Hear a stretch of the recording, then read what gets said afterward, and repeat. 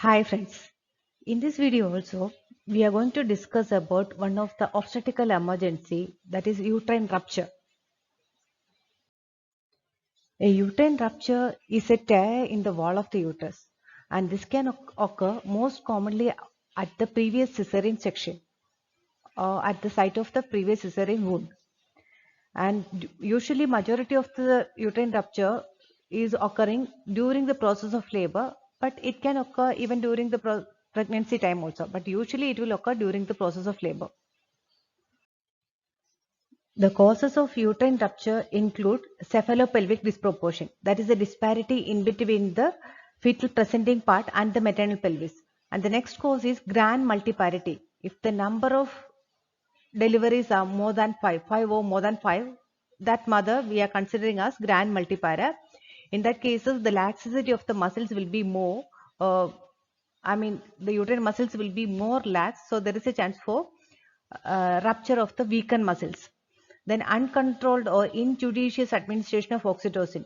During the process of labor, if you are administering oxytocin excessively, that will produce vigorous uterine contractions, and finally especially the lower uterine segment will become thin, and there is a chance of rupture of the uterus, especially at the lower uterine segment. And placental abruption, that is a separation of the placenta, that is a premature separation of the placenta before the delivery of the baby. When the placenta is getting separated, sometimes uh, an open wound will be there in the uterus when the placenta is getting separated. So through that wound, sometimes the uterus also may get rupture. Another one is malpresentations.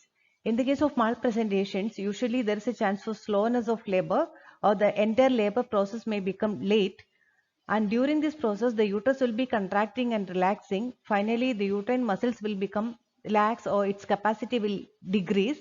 And there is a chance for easier rupture when the capacity is less. And another one is operative deliveries. When you are inserting forceps, or when you are performing version manually, when you are doing the manipulations, there is a chance for rupture of the uterus. The risk factors for the uterine rupture include congenital uterine anomalies. By birth itself, sometimes some people may be having thin uterus, or the muscle layer may be thin. In that cases, there is a chance for rupture. And next one is grand multiparity or multiparous woman, that we have seen already. If the number of deliveries are more than 5, there is a chance for rupture of the uterus. And previous history of uterine myomectomy. If there is a history of previous myomectomy, there is a chance for rupture of the uterus through that surgical scar. And number and type of previous cesarean section. In the case of previous cesarean section, there is a chance for rupture of the cesarean scar in the subsequent pregnancies and during the subsequent labor also. And type of cesarean scar, the chance for rupture is more in the case of classical cesarean section when comparing with the lower segment cesarean section. And next one is fetal macrosomia. If the size of the baby is more, that is known as a fetal macrosomia. And when the size of the baby is increasing, naturally there is a chance for delay in the labor. And when the labor process is getting delayed, throughout this process, the uterus will be contracting and the lower segment will be relaxing, and it will become thinner and thinner. And finally, there is a chance for rupture, especially the lower segment of the uterus. And next one is labor induction. For inducing the labor, if you are administering excessive amount of oxytocin, or if the uterus is not ready for the labor process, and if you are inducing the labor, in those cases there is a chance for rupture. And next one is uterine instrumentation. For example, in the previous video, we have seen about the destructive operations. In the destructive operations, we know that we are inserting sharp instruments into the uterus for performing the destructive operation. When you are inserting this sharp instrument, if it is coming in contact with the uterus or uterine endometrium, there is a chance for injury to the uterus, and subsequently or later that may lead to the rupture of the uterus. And next we can see the types of uterine rupture. It includes two: incomplete rupture and complete rupture. Now let us see what is incomplete and complete. Incomplete uterine rupture means the peritoneum remains intact. That is, the rupture of the uterine peritoneum will not occur. So that portion will be intact. All the other membranes or all the other layers of the uterus will be ruptured. That is, endometrium, myometrium, all those layers will be ruptured. Here you can see the picture of the uterine rupture during the process of labor. Here the membranes are, uterus is ruptured, and through that rupture, see here, this is the area where it is ruptured, and through this rupture, the amnion and chorion, the amniotic membrane is herniated, or it's coming out. See. And next one is complete rupture. Here the peritoneum also will tear, and the uterine contents, that is, the baby will enter into the peritoneal cavity. See here, you can see this picture. This shows the complete rupture.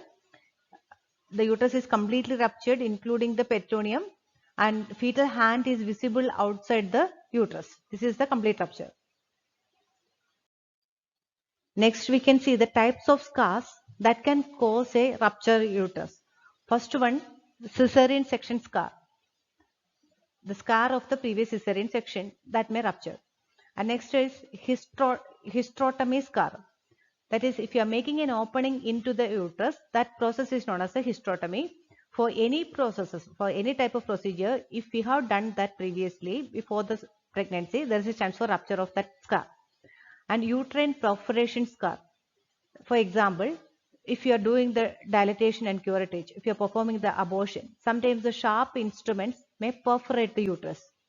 Even for the contraception, if you are using the intrauterine devices, copper T, all those things, these things may perforate the uterus. And even if you are doing the repair also, in the subsequent pregnancy, this perforated area may get damaged, and that may lead to the rupture of that area. And next is myomectomy and metroplasty scar. That is the scars from the removal of the fibroids from the uterus. That scar also may get damaged, and that may lead to the rupture of the uterus. Scar from the previous repair of the ruptured uterus. See, if the mother is having already a history of ruptured uterus in the previous pregnancy or previous delivery, in the subsequent pregnancy and delivery, again there is a chance for rupture of that scarred area. Next, let us see the signs and symptoms of uterine rupture. Vaginal bleeding will be there, and during the contractions, the lady will be having sharp pain, and the contractions will be slow. Gradually, it will become slow down, and the intensity of the contractions also will decrease gradually. But abdominal pain and tenderness will be remaining. Even if contractions are not there also, mother will be having pain. Usually the mother will get pain during the uterine contractions. That is normal. But here, even in the absence of contraction also, mother will be having pain. And recession of the fetal head will be there. You will feel as like head is trying to move back or move up into the birth canal. And bulging under the pubic bone. The baby's head may protrude outside the uterine scar, and it may bulge under the pubic bone. And sharp onset of pain at the previous scar site. For example, if the mother is getting the uterine rupture through the previous cesarean section scar, the mother will be having a sharp pain over that previous cesarean scar. And uterine atony. Finally, after the rupture of the uterus, the uterine contractions will become less effective due to the loss of the uterine muscle tone. And maternal tachycardia and hypotension. The blood pressure of the mother will decrease, because when the uterus is rupturing, internal bleeding will be there, and that leads to the hypotension, and pulse rate of the mother will increase. Next, let us see the nursing management. You should monitor the possibility. See, already we know what are the risk factors. So we should monitor those cases when they are coming for the delivery. For example, if they are having previous cesarean section, previous history of myomectomy, in that cases, you should monitor them properly. In the presence of predisposing factors, monitor the maternal labor pattern closely for hypertonicity or signs of weakening uterine muscles. See, you should see for the vigorous uterine contractions also. In that cases, when you are giving oxytocin also, you should be careful. Cautiously only you are supposed to give it. And recognize the signs of rupture immediately And immediately, once if you have seen the signs of rupture, immediately you just notify or inform the physician and call for the assistance. Assist with rapid intervention. If the client has signs of possible uterine rupture, vaginal delivery is not attempted. For example, in the case of previous cesarean section, usually we won't try for the normal delivery. We will be posting that case for the cesarean section. If symptoms are not severe, an emergency cesarean delivery can be attempted and the uterine tear can be repaired. If the mother is not having profuse hypotension or severe problems are not there, immediately you can take the mother for the cesarean so that you can save the life of the mother and you can save the life of the baby also. If symptoms are severe, you just go for the emergency laparotomy because if it is severe, it suggests the complete rupture of the uterus. So go for the emergency laparotomy, take the fetus out and ensure the hemostasis and repair the area. Monitor the maternal blood pressure, pulse and respiration, and monitor the fetal heart tones also.